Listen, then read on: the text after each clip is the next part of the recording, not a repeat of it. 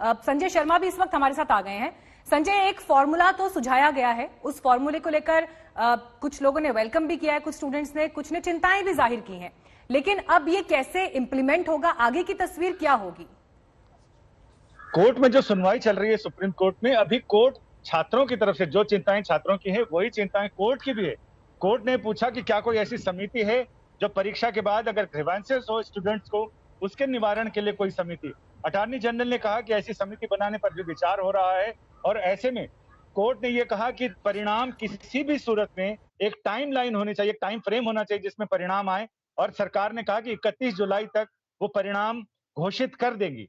इस पर यह सहमति बनी है कि 10वीं, 11वीं और 12वीं इसके तमाम तीनों साल के एग्जाम में 30%, 40% इस तरह से वर्गीकृत किया गया है, और उसके एवरेज के आधार पर छात्रों के रिजल्ट होंगे। और यह भी कहा गया है कि जो बेस्ट 3 सब्जेक्ट होंगे उसको काउंट किया जाएगा। यानी एक ऐसा फॉर्मूला बनाने पर विचार कर रहा है जिसमें छात्रों को ऐसा नहीं लगे कि वो एग्जाम देते तो ज्यादा बढ़िया था। और सरकार भी ऐसा, सीबीएसई भी ऐसा फॉर्मूला लेकर आई है, जिससे कोर्ट ने कई सारे ऐसे सवाल पूछे हैं जो छात्रों के चिंताओं का, उनके आशंकाओं का प्रतिनिधित्व करते हैं, और उन सवालों के जवाब सरकार से जानने चाहे हैं, जिस पर जो सीबीएसई ने हलफनामा दाखिल किया था, उस हलफनामे पर पूरी चर्चा चल रही है। तो ऐसे मुझे लग रहा है कि एक जिसमें छात्रों को भी कोई आपत्ति नहीं होगी, और इस तरह का एक फार्मूला कोर्ट में एक तय कर लिया जाएगा, जिससे कि परीक्षाएं भी हो जाएं, छात्रों की योग्यता की जांच भी हो जाए, परख हो जाए, और साथ ही उन्हें कोविड के संकट से जूझना भी ना पड़े। लौटूंगी आपके पास संजय। आशुतोष का रुख करेंगे क्योंकि वो स्टूडेंट्स के बीच में मौजूद हैं। आशुतोष, जितनी भी बात आपने दरअसल अभी तक छात्रों से की, उनका ये कहना था कि कई बार 11 के जो सब्जेक्ट होते हैं 11वीं के, उनसे फेमिलराइज होने में, उनकी परीक्षाएं देने में वो उतने सीरियस नहीं होते जितनी 10वीं और 12वीं को लेकर होते हैं। ऐसे में उन्हें क्या ये लगता है कि इक्वल वेटेज नहीं दिया जाना चाहिए था in terms of percentage 10th के मुकाबले? ये फॉर्मूला कुछ अलग हो सकता था जिसमें सबसे कम वेटेज 11वीं के नंबर्स को दिया जाता?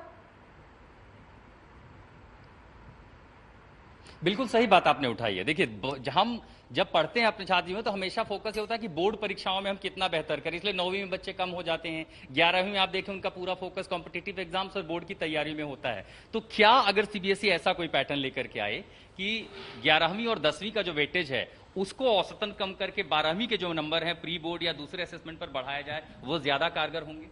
हाँ जी, हाँ, मेरे अनुसार 10वीं और 11वीं की वेटेज को कम करके वो अगर अमेंडमेंट करके 12वीं की वेटेज को अगर बढ़ाते हैं तो हमारे लिए थोड़ा सा, क्योंकि एवरेज उसकी ज़्यादा हो जाएगी और इवेंचुअली लास्ट में जो परसेंटेज बन के आएगी वो ज़्यादा बनेगी, क्योंकि 11th में बच्चे जनरली कम ही स्कोर करते हैं। 10वीं में भी बच्चे मेहनत तो करते हैं बोर्ड परीक्षाओं के लिए, और ऐसा नहीं है कि 11वीं में पढ़ाई पूरी तरह छोड़ देते हैं। तो ये जो फॉर्मूला है, इस फॉर्मूले में कितनी कटौती करके कहां एडजस्ट किया जाना चाहिए जिससे आपको लगता है कि आपका इवैल्यूएशन सही दिशा में हो? ऐसे परसेंटेज बताना थोड़ा मेरे लिए मुश्किल रहेगा, पर हाँ 11वीं को कम से कम प्रायोरिटी देनी चाहिए, क्योंकि हम 10वीं में भी बोर्ड एग्जाम के लिए प्रिपेयर करते हैं, अपना हम बेस्ट देते हैं, हम 12वीं में भी बोर्ड एग्जाम के लिए प्रिपेयर करके अपना बेस्ट देते हैं, पर 11वीं में हम इतना फोकस नहीं करते। तो 11वीं को सबसे कम परसेंटेज मेरे अकॉर्डिंग देनी चाहिए। 30% ज्यादा नुकसानदायक है। तो नेहा हमारे साथ ज्योति अरोड़ा जो स्कूल की प्रिंसिपल है वो भी जुड़ रही है। बच्चों का जो राय है वो एकदम साफ है। सवाल कीजिएगा आशुतोष कि 11वीं के सभी 5 सब्जेक्ट्स को शामिल किया जाएगा, 10वीं के बेस्ट ऑफ 3 लिए जाएंगे, और 12वीं के प्री बोर्ड्स, क्योंकि प्री बोर्ड्स भी उस समय में कंडक्ट किए गए जबकि पैंडेमिक चल रहा था। ये कहां तक सही मानती हैं ज्योति जी? पूछिए जी।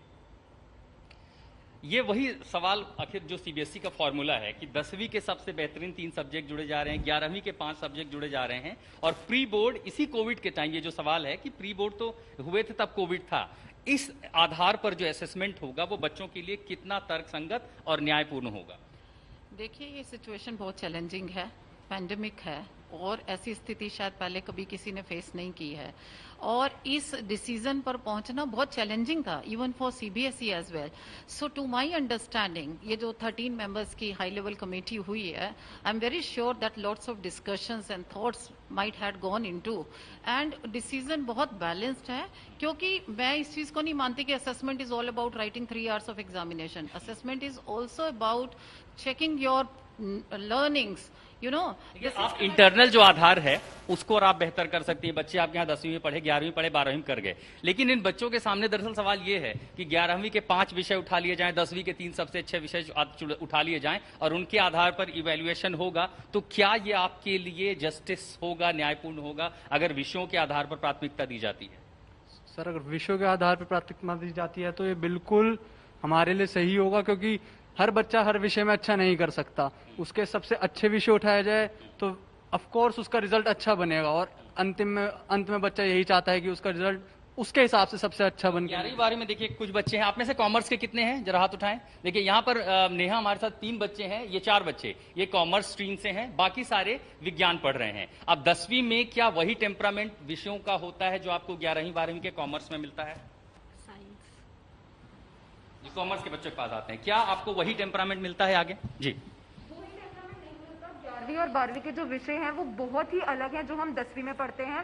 सिर्फ और सिर्फ अंग्रेजी में थोड़ी सी समानता कह सकते हैं, अदरवाइज सारे ही सब्जेक्ट्स जो हैं वो नए होते हैं, उनके अंदर के जो कंटेंट होता है वो बिल्कुल अलग होता है। यानी विज्ञान के जो छात्र हैं उन्हें तो फायदा एक तरह से मिल सकता है, कॉमर्स के जो छात्र हैं उनके लिए दिक्कतें हैं। हमने सब्जेक्ट्स को पहचाना हुआ होता है, पर ऐसा नहीं है कि हमें उसकी पूरी नॉलेज होती है। साइंस जो हम 11th में आके पढ़ते हैं वो कम्प्लीटली डिफरेंट होती है, उसमें हमें बहुत ज्यादा डेप्थ में पढ़ाया जाता है, बहुत अंदर बेसिक्स नहीं होते, उसको समझने में काफी वक्त लगता है, कैसे उनको रिलेट करना है, कैसे चीजों को जोड़ते हैं। 10th में बहुत ज्यादा बेसिक होता है, तो 11th में समझने में बहुत ज्यादा दिक्कत। कॉमर्स के छात्रों को किस तरह की दिक्कत होती है? सर, कॉमर्स के छात्रों को जो दिक्कत बेसिकली 10th और 11th 12th में जो डिफरेंस है वो सब्जेक्ट्स का पूरा ही पलट जाता है। अगर आप विद मैथ्स हो तो फिर भी आपके पास इंग्लिश और मैथ्स होता है, लेकिन अगर आप विदाउट मैथ्स स्टूडेंट तो आपके पास सिर्फ इंग्लिश ही एक सब्जेक्ट है जो कॉमन है। तो आप इसके आधार पे नहीं इतना अच्छे से मेजर कर सकते हो एक स्टूडेंट की परफॉर्मेंस। देखिए, जिस छात्र को परीक्षा देनी है, जिसे आगे एंट्रेंस एग्जाम में जाना है, अगले वहां विद्यालयों में एडमिशन लेना है, प्रतियोगी परीक्षाओं की तैयारी करनी है, वो अपने विचारों को लेकर के एकदम साफ हैं कि अगर इवैल्यूएशन का आधार ये होगा तो क्या उन्हें वही जो उम्मीदें थी उम्मीदों के मुताबिक ग्रेड मिलेंगे और उसी ग्रेड के आधार पर क्या आगे दाखिला होगा। दरअसल ये चिंताएं अब उस भविष्य को लेकर के है नेहा।